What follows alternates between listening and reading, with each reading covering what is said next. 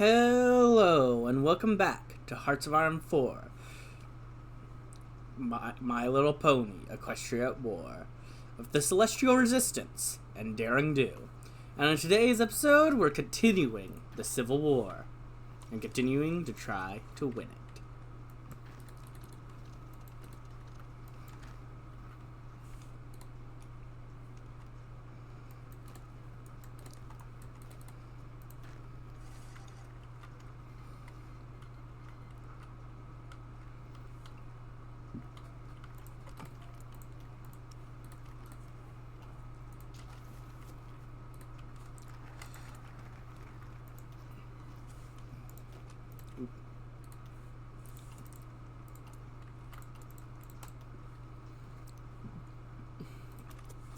Convert fishing barges. Stableside was nowhere near the largest port in Equestria, but it did have some traffic. We're fortunate that a few fishing barges were around at the time that we were cut off from Equestria, and we're even more fortunate that their captains want to help us take back their seas. Or the seas. I like it being their seas more, personally.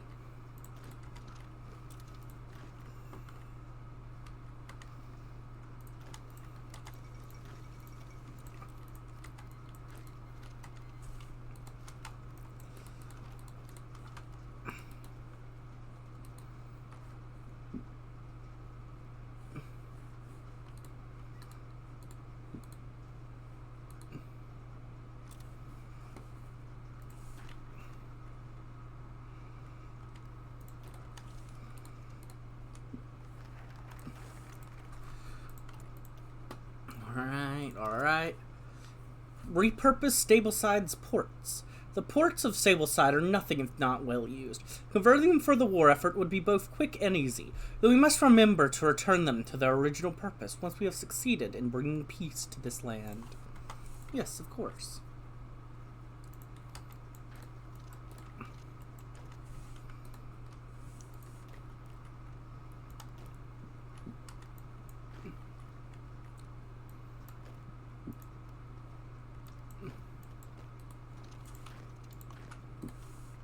Yeah, let's actually make sure to do the ones that have the most, that give the most this time.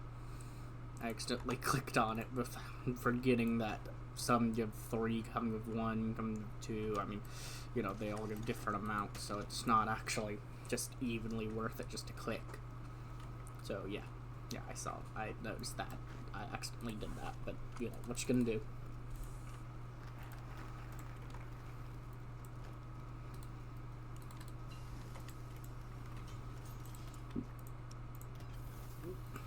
No, I'm just wanting to build basic convoys. Convoys, woo! Yeah.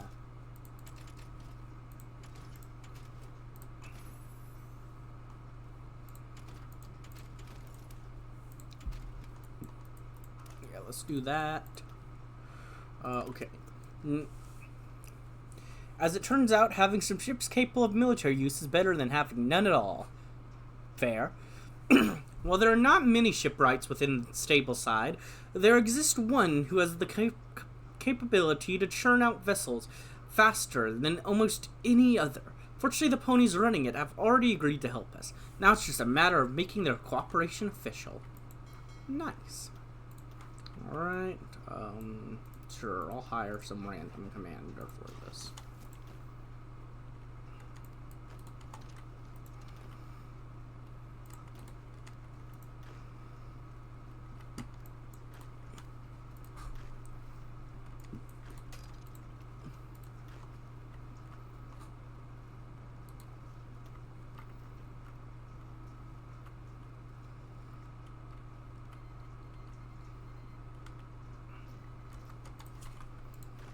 Okay, you guys head on out. Let's grab up you guys and keep it rolling.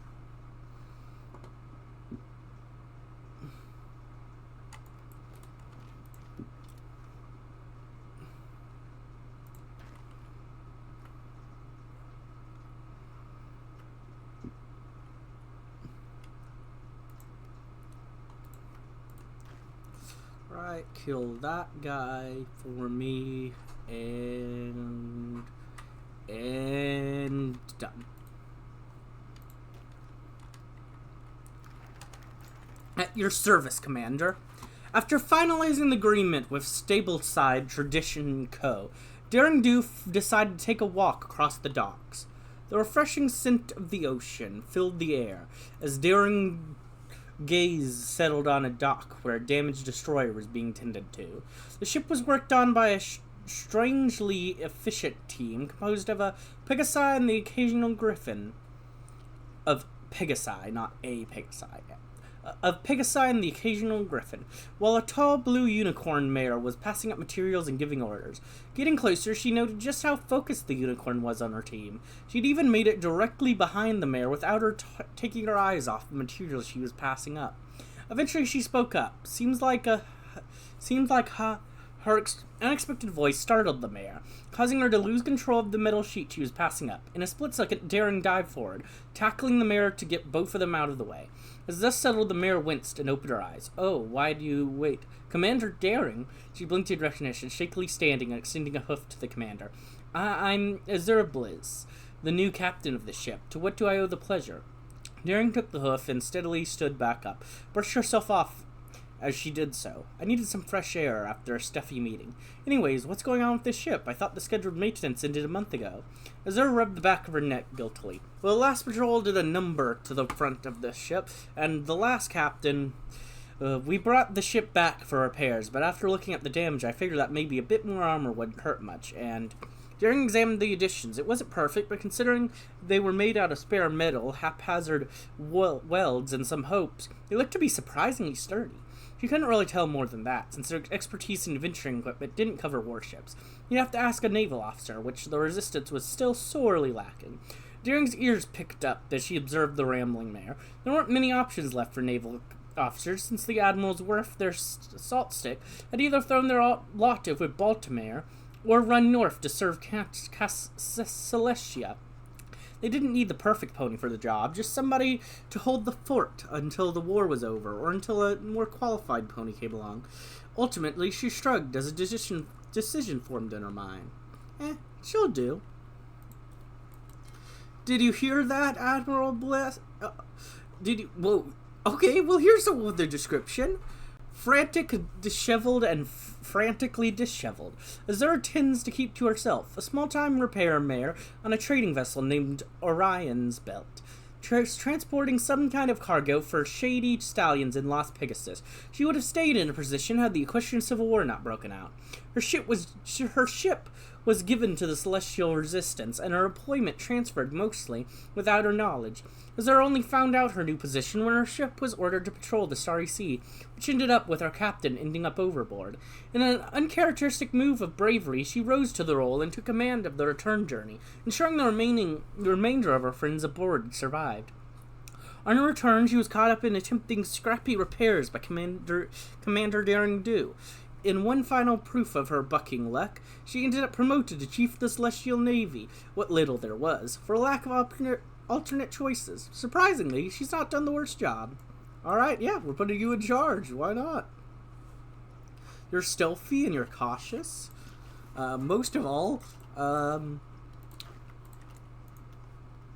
you're somebody who can do the job. The Daring Marine Regiment. As promised, the Fisher ponies are being returned to their area of expertise, albeit with lots of training and a new purpose in mind, to seize important coastal areas from those who would see harmony thrown aside. I'm not sure if it's loud enough for you guys to hear it, but it's raining pretty heavy outside. It doesn't happen often, but occasionally I'll lose power, and if that happens, then we'll just... I should have zoomed. But if that does end up happening, then, well, then you just won't hear any of this, so I don't know why I'm saying anything. But, yeah.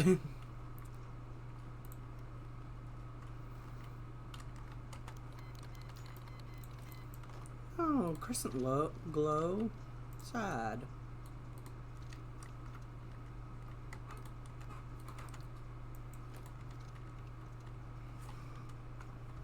Okay, never mind. You gotta just stay there and defend that province for me.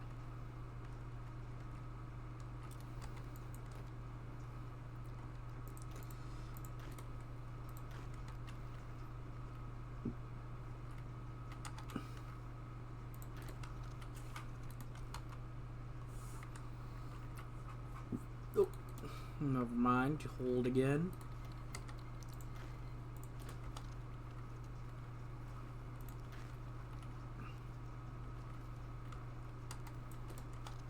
So you push while they're doing that.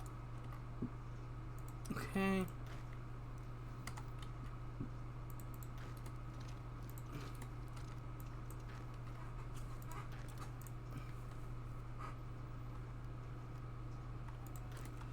Just in case. Yep.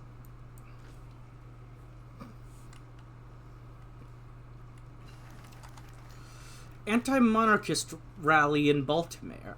News are spreading to us about a particular event in Baltimore. Supporters of Celestia and Luna both flee the city in terror.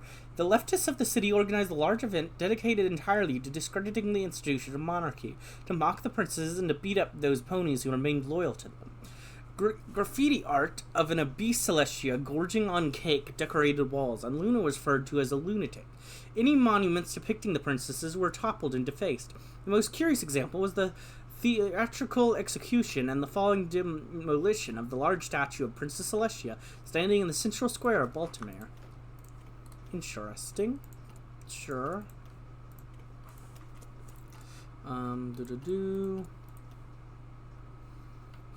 Daring do. I don't know. The time is now. With the commander's blessing, our first fighters now take flight. The sky belongs to those who live in the light of Celestia's sun, while those who subvert harmony in the shadows below are destined to be defeated. I mean, they're not our first fighters. We've been stealing them from our opponents. So we actually have air superiority right now, but sure, our first fighters, whatever you say.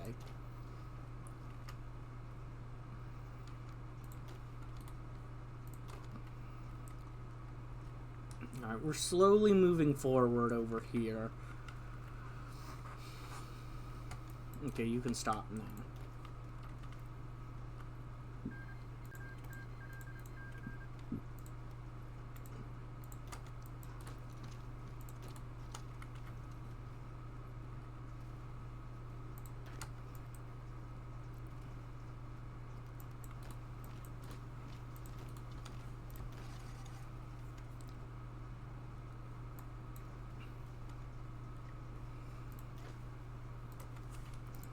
Okay, you get over there.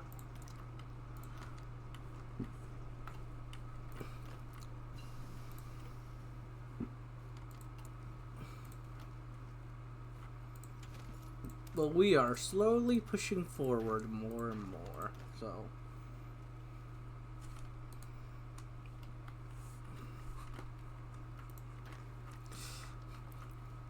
We've got this hole being built in the side of their defenses, so we'll just keep pushing through this hole.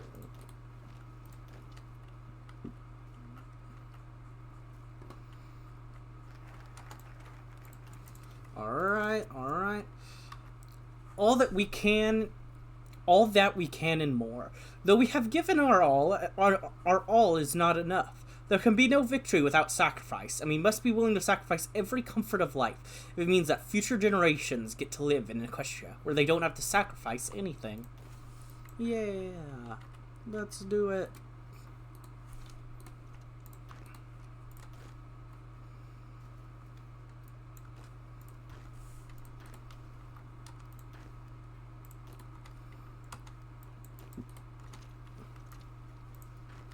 Darn it.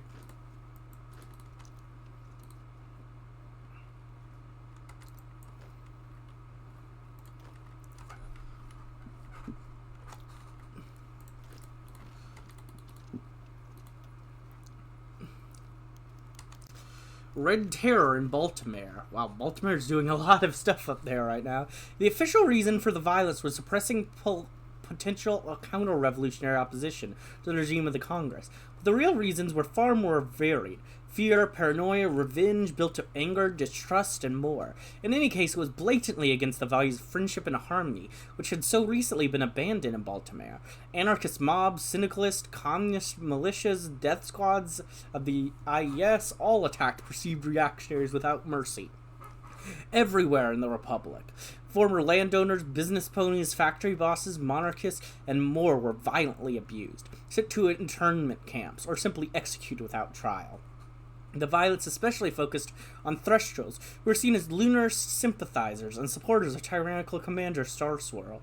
I mean, they've already been defeated. Temples of the natives were looted and burnt down, and priests hunted. Religion had no place in a revolutionary republic either, and the sun god of the natives was seen as a ridiculous culmination of native celestial worship. After a week, some socialists began to realize they had gone too far. Golden Delicious and Cracked It Schefter urged their militia ponies to stand down and end the violence, yet few obeyed immediately, and it took many more bloody days before it finally stopped. Those monsters.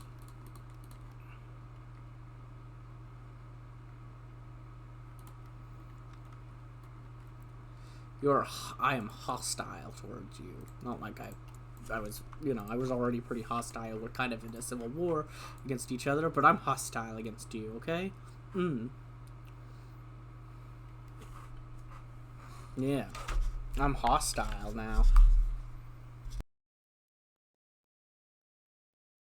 There we go. Alright. You. We'll get you.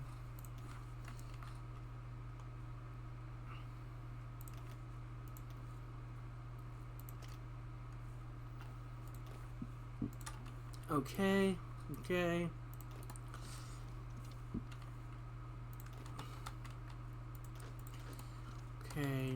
There we go. Push in provinces that we can push in.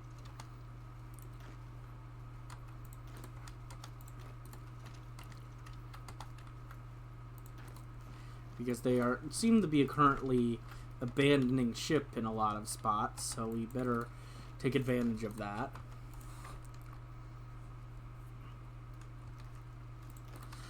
Especially in places where you can just get a free surround because they're abandoning ship very badly.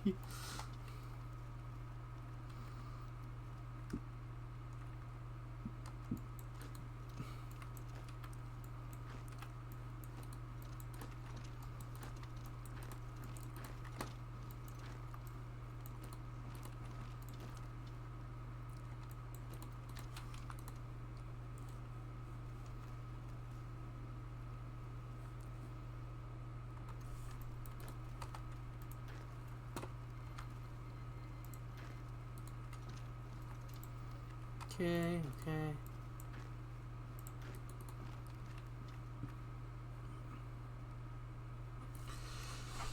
Yeah, I get it. I know we're not doing the best on guns, but it's fine. Friendship Lodge Sing-Along, page 23. Till the night turns into day by Young Bridge. In the shadows they will come. They won't stop till we succumb. But side by side we'll keep the bats at bay. Their screams echo in the dark as we gladly guard our pack till the night turns into day. Singing heads high, stand tall with all your might. Singing heads high, for Celestia will fight. Now we understand why we must protect our land till the night turns into day. Nightmares gather all around. Fillies cry out at the sound. Yet we'll keep to the past. We will not stray. Far and wide from home we'll trek to keep lunarists in check till the night turns into day. Singing heads high, stand tall with all your might. Hey, singing heads high, for Celestia will fight. Now we understand why we must protect our land. Oh. Till the night turns into day, sung to the tune of Keep Your Rifle by Your Side.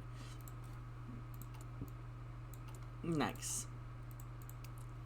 I love songs, but like weird, like sort of songs made for like some like something not real. Like I think that's, but it's weird. I've most video game music I don't like because I don't like songs that don't have lyrics.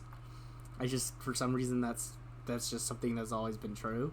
But I love a good lyrical song. The jungle surrounding and I don't know, are treacherous and miserable to fight in. While we are loath to use the tactics of our enemies, we must accept that we need to learn from them if we are to defeat them in their very home. True.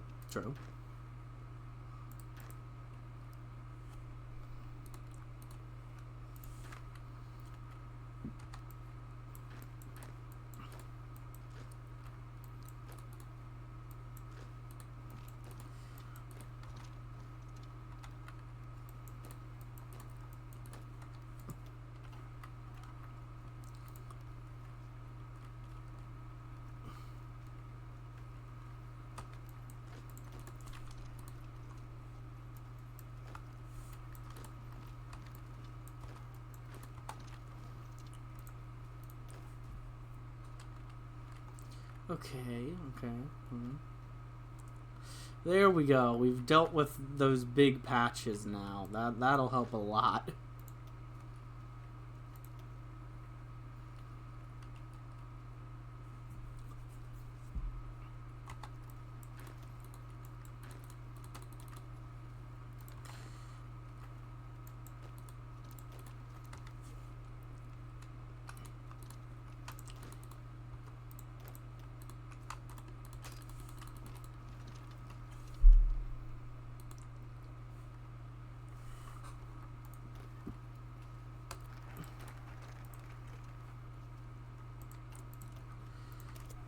Alright, the act of survival. Daring Do's experiences in rigorous terrains have given her an immense insight into how to survive in these areas. Together with her compatriots and associates, she will put together a manual with tips and tricks to help our troops fight in the wilds. Nice, that'll be helpful.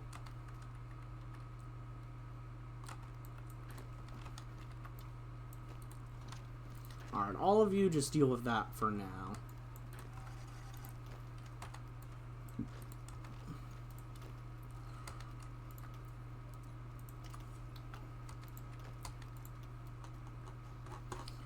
Sure, get your heat expert. Why not?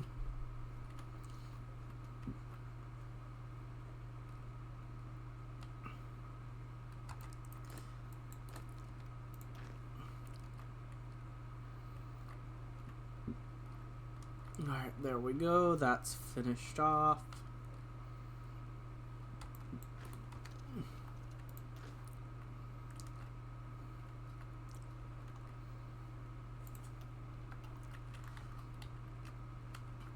In Azalid Free State, it's like you've actually lost a lot of territory, but you're nowhere near surrendering because all the territory you've lost is not your cities.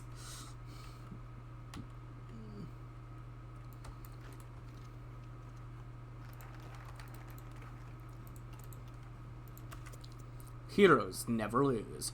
For harmony, for Equestria, is the battle cry, spearheaded by our commander. For months we've been singing her praises, but she downplays when others call her hero, preferring to redirect those praises back to us. For heroes are the ones that fight against the darkness, and heroes never lose. Oh, and also living in the most inhospitable region of Equestria has made us quite adaptable. We can make supplies last longer when ponies who are otherwise not used to the harsh jungles of Equestria in the southeast. Nice. That's good.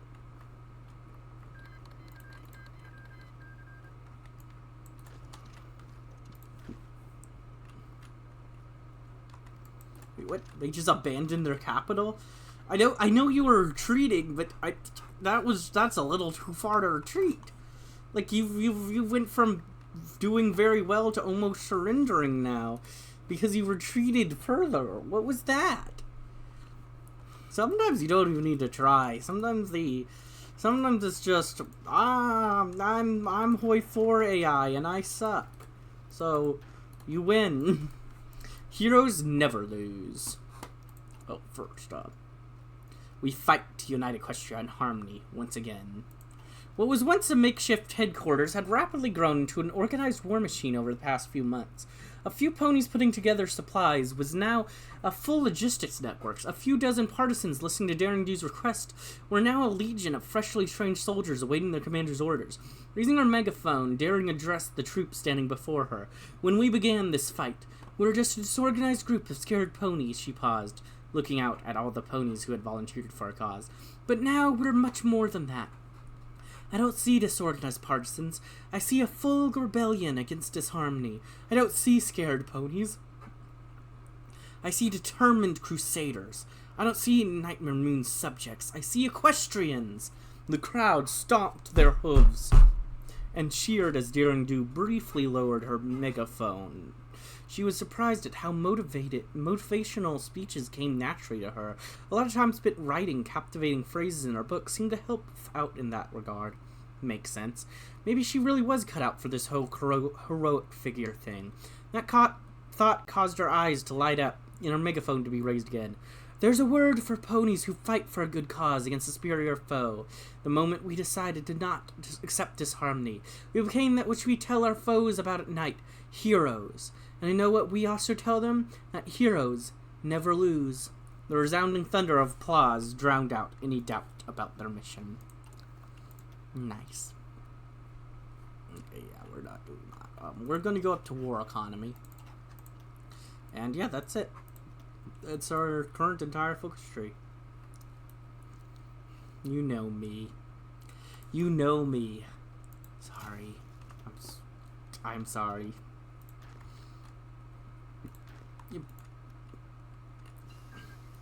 One day I'll learn how to do other things in Hoi 4. One day. Maybe. Maybe not.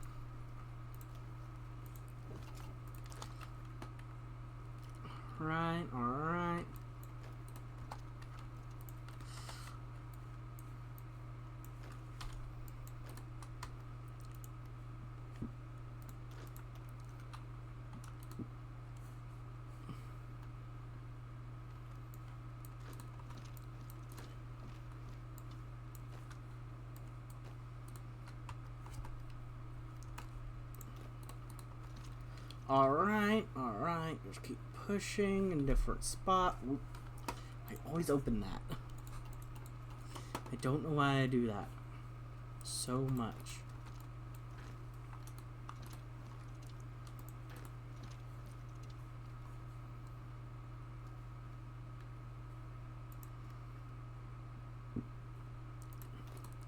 Alright. Keep pushing. We should win when we take this city. I'm pretty sure.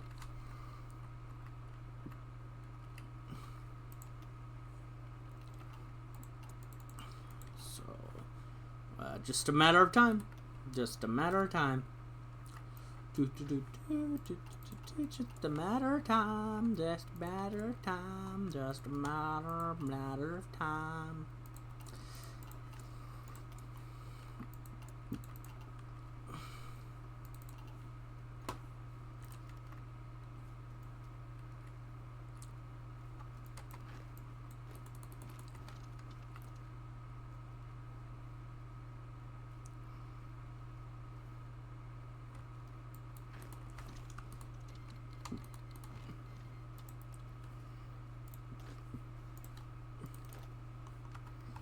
I never told you to come and join the main army. Well, whatever. Oh well. What you gonna do? I'll send him over when we go against our next group.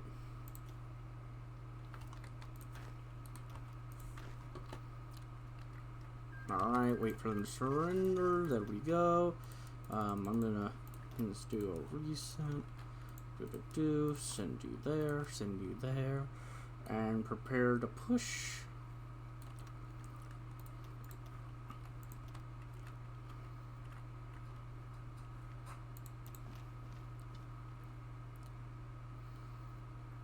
There we go, rush them over.